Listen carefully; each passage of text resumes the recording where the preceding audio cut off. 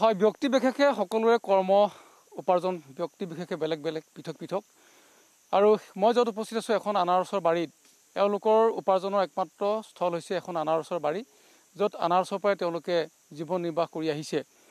এই বৃহৎ আনাৰস বাৰীত মই এই মুহূৰ্তত উপস্থিত আছোঁ আৰু মোৰ লগত কেইবাগৰাকীও আনাৰস উৎপাদনকাৰী ব্যক্তি মোৰ লগতে আছে, তেওঁলোকৰ লগতো আমি কথা বতৰা পাতিম। কিন্তু তাৰ পূৰ্বে দেখুৱাইছোঁ যে এখন বৃহৎ আনাৰসৰ বাৰীত এতিয়া এফালৰ পৰা গেলিবলৈ ধৰিছে, কাৰণ ক'ভিডৰ এই মহামাৰীৰ সময়ত ইতিমধ্যে সম্পূৰ্ণ লকডাউন ঘোষণা কৰা হৈছে লখিমপুৰত আৰু লখিমপুৰ জিলাৰ এই বৃহত্তৰ অঞ্চল তাৰিয়নিত একমাত্ৰ উৎপাদনস্থলী হৈছে এই আনাৰস।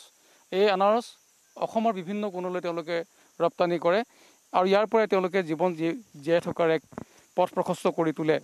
তেনে প্ৰেক্ষাপটত এই মুহূৰ্তত দেখুৱাইছোঁ ভিডিঅ' জাৰ্নেলিষ্ট চন্তুক দেখুৱাবলৈ মই অনুৰোধ কৰিছোঁ যে এই আনাৰস ইতিমধ্যে ক্ৰমাৎ গেলিবলৈ ধৰিছে, কাৰণ ব্যৱসায় বাণিজ্য এই মুহূৰ্তত মন্দা হৈ পৰিছে।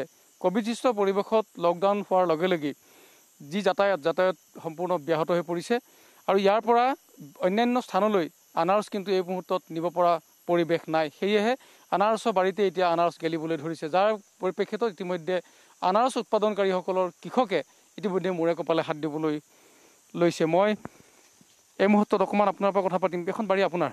হয়। কিমান বিঘা আনাৰস খেতি কৰিছে? টোটেল বাৰীখন হ'ল 12 বিঘা, কিন্তু আনাৰস খেতি 8 বিঘামান হ'ব লাগে।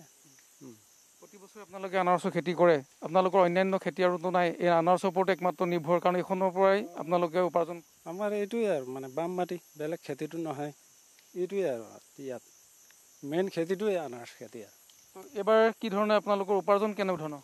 এইবাৰ উপাৰ্জন এয়া দেখিলেই নহয়, বোলে এতিয়া জাষ্ট একদম খুব পকিবলৈ লৈছে আৰু এতিয়া ভৰপক, কাৰণ এতিয়াৰ ব্যৱসায়টো সুন্দৰকৈ আৰম্ভ হৈছে।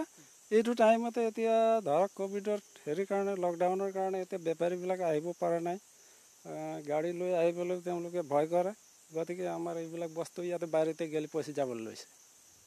যথেষ্ট ক্ষতি হৈছে আপোনালোকৰ? যথেষ্ট, আৰু এইটো সম্পূৰ্ণ মানে বছৰেকীয়া খেতি, আৰু এইটো লোকচান হোৱা মানে আমাৰ মানে জীৱন নিৰ্বাহৰ বেলেগ উপায় নাই। আৰু কিমানটা পৰিয়াল আছে ইয়াৰ লগত? কিমানটা পৰিয়াল জড়িত হৈ থাকে ইয়াৰ লগত? এতিয়া নিজৰ পৰিয়াল, তাৰপিছত লগত হাজিৰা কৰা কেইবাজনো আছে মোৰ লগত। আপোনাৰ লগতে আৰু কমেও 8-10টা পৰিয়াল? মোৰ লগত কাম কৰা 2-4টা পৰিয়াল, মানে 8-10টা পৰিয়াল আছে মোৰ লগত কাম। 8-10টা পৰিয়াল, আচলতে এখেতৰ লগতে 8-10টা পৰিয়াল ইতিমধ্যে জড়িত হৈ থাকে, কাৰণ এয়া যেন উপাৰ্জনৰ এক নিদৰ্শন। কাৰণ এই মুহূৰ্তত মই পুনৰ দেখাইছোঁ যে এইদৰে এফালৰ পৰা গেলিবলৈ ধৰিছে। সাম্প্ৰতিক সময়ত যদিও লকডাউন ঘোষণা কৰা হৈছে, অত্যাৱশ্যকীয় সামগ্ৰীসমূহ খোলা দিয়া হৈছে, জৰুৰী সেৱাসমূহ খোলা দিয়া হৈছে, তাৰ পিছতো কিন্তু যিসকল দূৰ দূৰণিৰ পৰা এই আনাৰসসমূহ ক্ৰয় কৰিবলৈ আহে, হ'লচেল ৰূপত যিহেতু ইয়াক প্ৰেৰণ কৰা হয়, তেনে প্ৰেক্ষাপটত যান বাহন চলাচল সম্পূৰ্ণ বন্ধ কৰি দিয়া হৈছে জিলা প্ৰশাসনৰ ফালৰ পৰা, আৰু সেয়েহে এতিয়া দুৰ্ভোগ ভুগিব লগা হৈছে আনাৰস খেতিয়কসকলে। আমি আৰু অকণমান জানিবলৈ চেষ্টা কৰিম, কাৰণ এখন বৃহত্তৰ অঞ্চল কেৱল এক নমুনাহে, কাৰণ এনেদৰে এই বৃহত্তৰ অঞ্চলত সকলোৱে আনাৰসৰ খেতিৰ ওপৰত নিৰ্ভৰশীল। আনাৰসৰ খেতি কৰি তেওঁলোকে জীৱন নিৰ্বাহ কৰি আহিছে, আৰু তেনে প্ৰেক্ষাপটত বিগত বছৰৰ পৰা এই বছৰ 2020 চনৰ পৰা ধৰি 2টা বছৰ তেওঁলোকে কিন্তু যথেষ্ট ক্ষতিৰ সন্মুখীন হ'ব লগা হৈছে। আপুনি কি কৰে? আনাৰসৰ খেতি কৰে? হয়, আনাৰসৰ খেতিয়ে কৰোঁ আমি। আপোনাৰ লাভৱান কেনেকুৱা এবাৰ? লাভৱান মানে এতিয়া লকডাউনৰ কাৰণে বহুতেই গাড়ীখিনি আহিব পৰা নাই, আমাৰ বেপাৰীখিনিৰ বহুত অসুবিধা হৈ আছে। মানে আনাৰসখিনি বাৰীতে এতিয়া পকি মেলি গেলি গৈছে, বেপাৰী আহিব নোৱাৰাৰ কাৰণে। 2020 চনতো সেই একেদশা? একেটাই ছেম, 2020তো একেটা হৈ আছিলে, এতিয়া 2021তো ছেম পজিশ্যন হৈ আছে। অন্য খেতি আপোনালোকে নকৰে, কাৰণ আনাৰসৰ খেতিৰ ওপৰতে নিৰ্ভৰশীল, আৰু আনাৰসৰ খেতি কৰি আপোনালোকে জীৱন নিৰ্বাহ কৰি আহিছে? হয়, অন্য খেতি আমাৰ ইয়াত নহয়। এতিয়া বাম মাটিত ধান খেতিটো নহয়, আমি সকলো তাৰিয়নীবাসী ৰাইজে এই আনাৰস খেতিয়ে কৰোঁ। যদিও চৰকাৰে ইতিমধ্যে অত্যাৱশ্যকীয় সামগ্ৰী বা জৰুৰী সামগ্ৰীসমূহৰ কাৰণে খোলা দিছে, কি ধৰণৰ সমস্যাৰ সন্মুখীন হৈছে? কাৰণ আপোনালোকৰ আনাৰস এতিয়া গেলিবলৈ ধৰিছে ক্ৰমাৎ।